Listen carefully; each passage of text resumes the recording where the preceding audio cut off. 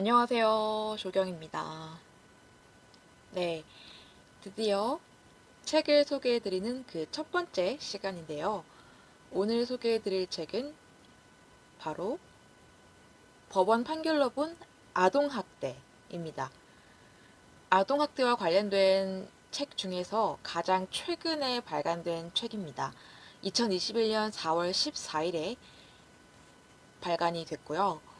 이 책은 아무래도 10개의 판례로 구성되어 있는 만큼 조금 예민한 부분이 없지 않아 있어서 이북으로밖에 발간이 되지 않았어요. 혹시 이 책을 구매하거나 접해보고 싶다 하시는 분들은 알라딘이나 교보문고 전자책으로 접해보시면 되겠습니다. 그렇다면 왜 하필 첫 번째 책을 그것도 전자책으로밖에 볼 수 없는 이 책을 선택했냐? 판결만큼 그 현실을 적나라하게 사실적으로 보여주는 게 없다고 저는 생각을 했어요. 그래서 판례로 구성된 책을 소개해드리면서 아동학대에 대해서 말씀드리는 게 사실적인 문제를 짚어내기 쉽겠다 싶어서 이 책을 선택하게 되었습니다. 이 책은 김재호 변호사님이 쓰셨고요. 특이하게 이 책은 아무런 해설도 없고 그냥 판결문 자체를 좀 읽기 용이하게 편집해서 구성해 놨다는 게 저한테는 굉장히 익숙하기도 하면서 또 굉장히 인상적이었어요.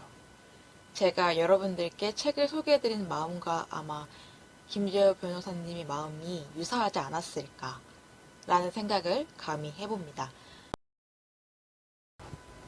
그럼 먼저 목차를 먼저 소개해드리겠습니다. 총 10개의 챕터로 되어 있고요. 첫 번째 판례는 정서적 학대 행위 보육교사 사건, 두 번째는 16세 딸에게 폭행을 한 사건, 세 번째는 10개월 아기 넘어뜨린 후 방치해 사망, 네 번째는 전자담배 피워보라고 하고 머리채를 잡는 등 폭행한 사건, 다섯 번째는 아기 스포츠단 보육교사 훈계 모멸감 발로 미는 등, 여섯 번째는 중학교 가정선생님이 수업 시간에 학생에게 너를 어떻게 죽여줄까 라고 말한 사건, 일곱 번째는 친엄마가 새아빠의 폭행을 방임한 사건입니다. 여덟 번째는 학원 과학 강사가 학원생과 교제하다가 폭행한 사건, 아홉 번째는 영어 공부 강사 아동학대, 열 번째는 술에 취해 별다른 이유 없이 자녀를 때려 다치게 한 사건입니다. 이렇게 총 10개의 판례로 구성이 된 법원 판결로 본 아동학대 책이었습니다. 이 책을 여러분께 소개해 드리겠습니다. 참고로 제 목소리가 좀 감기 기운이 있어서 좋지 않은데 좀 양해해 주시면 감사하겠습니다. 이 사건을 하나하나 말씀드리기보다는 이 판례를 통해서 우리나라 아동복지법 혹은 관련된 법률의 문제점에 대해서 말씀을 드리고자 합니다.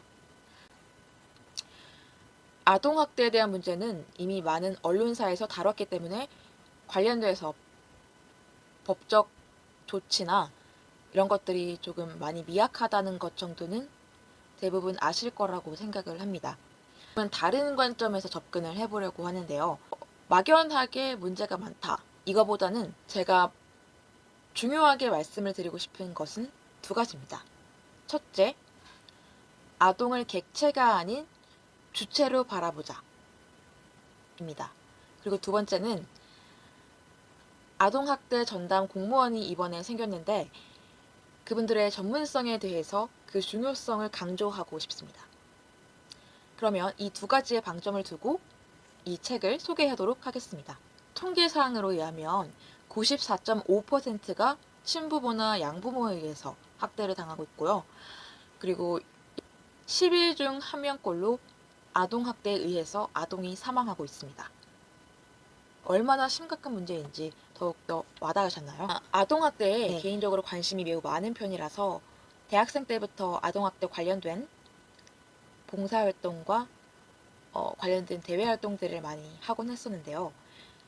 그러다 보니까 자연스럽게 아동학대에 관련된 논문 혹은 이제 그쪽 분야에 종사하시는 변호사님들을 알게 되었어요. 그래서 최근까지도 관련해서 궁금한 점이 있으면 여쭤보고는 했었는데 현실은 제자리 걸음이라고 합니다.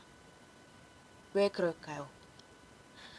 일단은 가장 중요한 게 그분들이 말씀하시는 가장 중요한 게 아동을 객체가 아닌 주체로 보자. 이 말씀을 가장 많이 하십니다.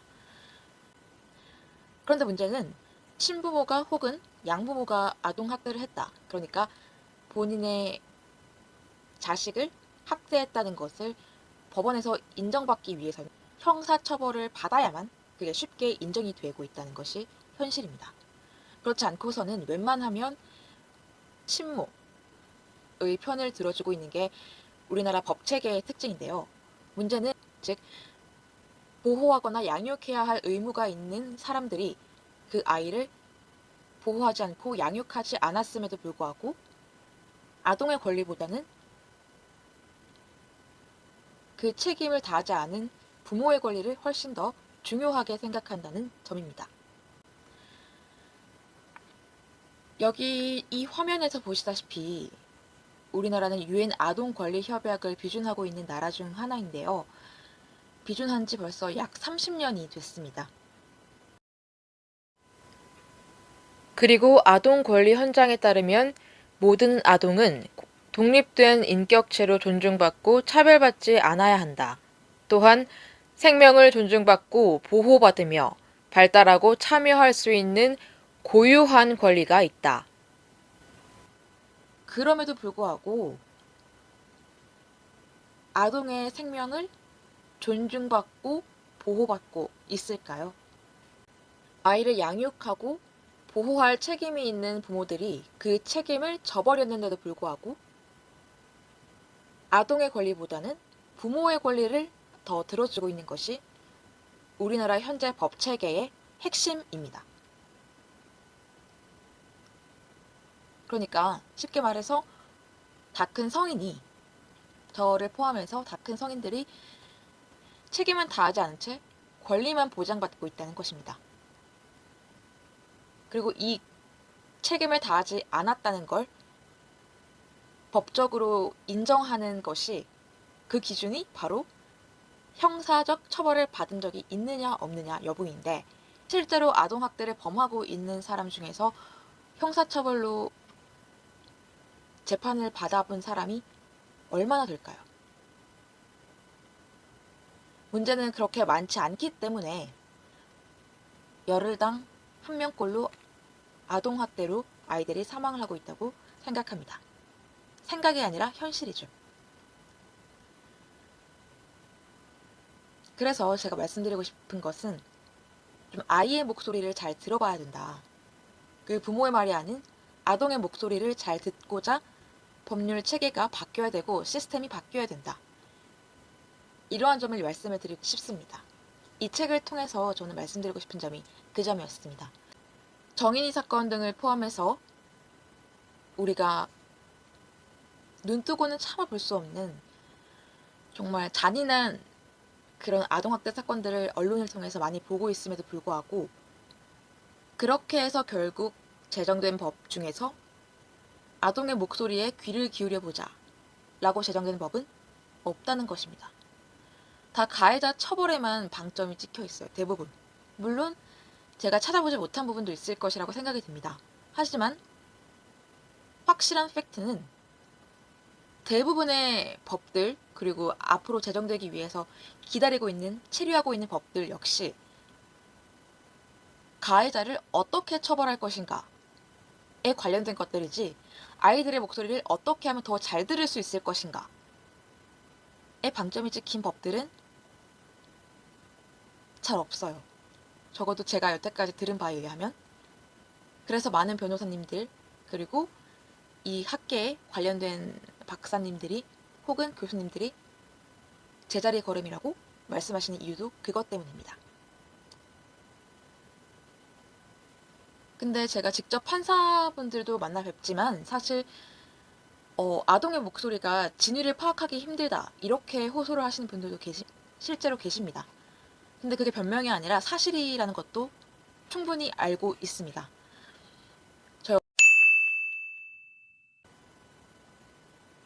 모든 과정을 통해서 그 가해자가 처벌을 받아서 시간이 흘러 형을 받고 나온 후, 그 후에 어떻게 될까요? 성인이 되지 않는 이상, 피해 아동이 성인이 되지 않은 이상 또 다시 돌아와서 그 가해 부모와 함께 살아야 하는 것이 대부분의 피해 아동의 현실입니다. 그렇기 때문에 웬만해서는 부모들이 어떻게 말해 이렇게 속삭였을 때 그 말을 듣고 거짓 진술을 하는 부분도 없지 않아 있기 때문에 그 진위를 파악하기가 힘든 것도 사실입니다. 근데 문제는 그 힘든 걸 하라고 아동학대 전담 공무원이 생긴 거겠죠? 그걸 포함해서 관련된 일을 전담하기 위해서 생겼는데, 그렇다면 이분들이 얼마나 전문성이 갖춰졌느냐? 물론 아동학대 전담 공무원 중에 전문성을 가지신 분들도 있으실 겁니다. 그런데 그 전문성을 그 일을 하고 계신 모든 분들이 가져야 하지 않을까요? 그런데 현실은 그렇지 않다는 겁니다. 대부분 그냥 일반 공무원으로 들어와서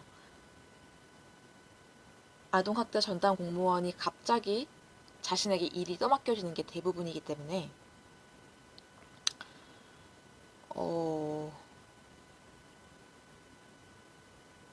일반 사무행정 직원을 보시다가 갑자기 아동학대 전담 공무원을 맡게 됐다.